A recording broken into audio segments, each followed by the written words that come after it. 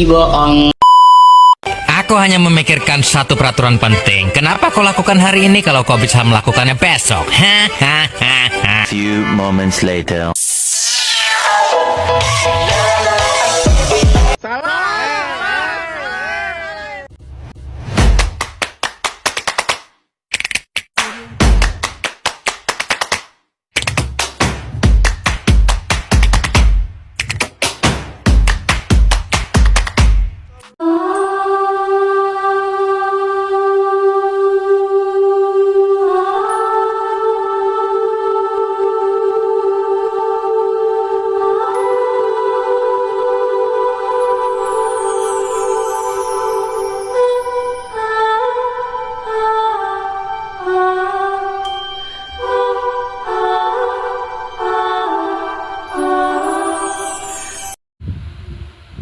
Assalamualaikum warahmatullahi wabarakatuh. Baik, perkenalkan, nama saya Ilhami Mahmudah dengan NIM 23329132. Saya dari Prodi Pendidikan Agama Islam dengan mata kuliah Administrasi dan Supervisi Pendidikan dari sesi 162 dengan dosen pengampu Dr. Hanif Al-Qadri, SPD, MPD. Jadi tujuan saya membuat video ini adalah untuk menyampaikan hasil presentasi saya tentang konsep dasar administrasi pendidikan. Baik, materi pertama yaitu konsep dasar administrasi pendidikan. Administrasi pendidikan memiliki tujuan untuk membantu mencapai efektivitas dan efisiensi dalam pengelolaan sumber daya, sehingga dapat membantu para pemimpin untuk mencapai tujuan organisasinya. Dalam administrasi pendidikan meliputi 7M dan 1I. Yang pertama manusia, money, metode, mesin, material, marketing, dan material, dan yang terakhir yaitu informasi. Jadi maksudnya di sini yaitu bayangin saja jika kamu lagi mengurus sekolah. Kalau kamu mau sekolahnya jalan lancar dan sukses, kamu butuh tahu cara ngatur semua hal yang ada di sekolah. Mulai dari guru, murid, uang, buku, sampai gimana caranya biar belajarnya itu seru dan bermanfaat. Nah, ini tuh tugasnya dari administrasi dan supervisi pendidikan. Yang harus diperhatikan yaitu ada 7 hal. Yang pertama, manusia tuh gimana caranya mengatur antara murid dan guru agar mereka itu merasa nyaman dan lebih semangat saat berada di sekolah. Yang kedua, uang, yaitu uang sekolah itu harus dikelola dengan benar dan gak boleh ada yang mencurinya. Selanjutnya yaitu metode. Metode itu gimana caranya agar mengajar murid-murid itu suka dan gampang dimengerti. Selanjutnya mesin. Mesin itu semua alat atau fasilitas yang ada di kampus harus diurus dan dirawat dengan baik. Selanjutnya buku dan bahan, yaitu buku pelajaran dan alat belajar lainnya harus lengkap dan bagus.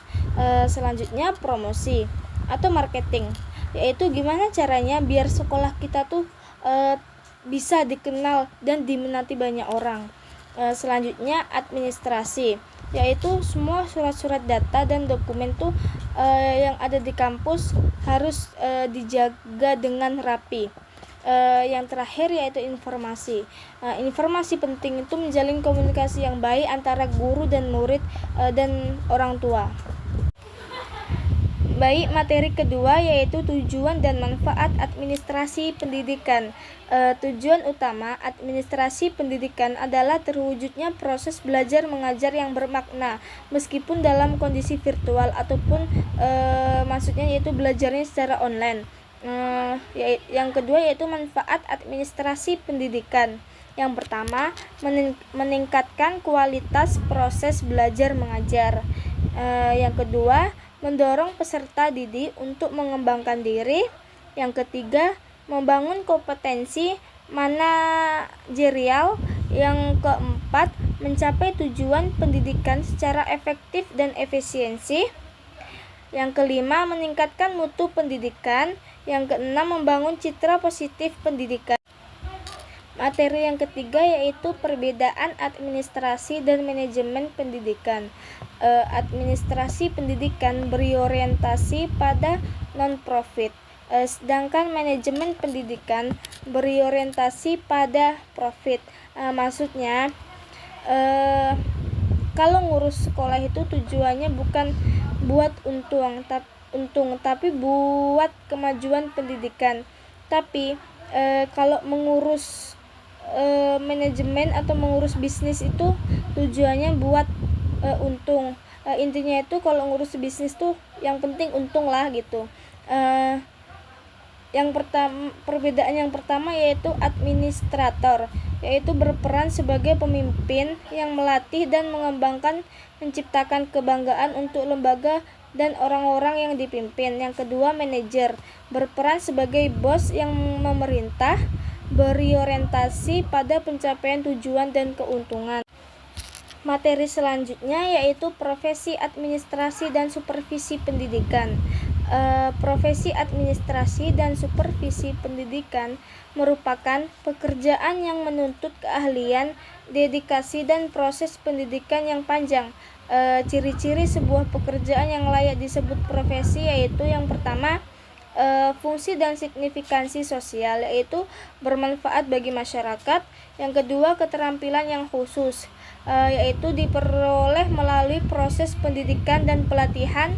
Yang ketiga, disiplin ilmu tertentu, yaitu memiliki teori dan dasar ilmiah yang kuat. Yang keempat, kode etik, yaitu pedoman etika yang mengatur perilaku profesional.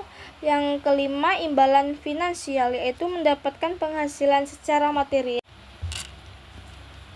Materi selanjutnya yaitu istilah profesional, profesionalisme, dan profesionalitas. Profesional yaitu menyebutkan orang yang memiliki keahlian dalam bidang tertentu. Yang kedua yaitu profesionalisme, yaitu sikap komitmen dan dedikasi para anggota suatu profesi. Yang ketiga, profesionalitas, yaitu kualitas sikap, pengetahuan, dan keahlian yang dimiliki oleh anggota profesi. Jadi kesimpulannya yaitu administrasi dan supervisi pendidikan merupakan bidang penting dalam mencapai tujuan pendidikan yang berkualitas. Melalui mata kuliah ini, diharapkan mahasiswa itu dapat membangun kompetensi dan menjadi pemimpin masa depan yang hebat. Jadi intinya itu, kita tuh harus mengurus sekolah itu lebih penting banget buat masa depan anak-anak. Semoga materi ini bisa membantu kita tuh jadi administrator yang hebat dan bisa ngebangun sekolah yang lebih maju dan berkualitas lagi. Baik, cukup sekian materi yang dapat saya simpulkan. Saya akhiri. Assalamualaikum warahmatullahi wabarakatuh.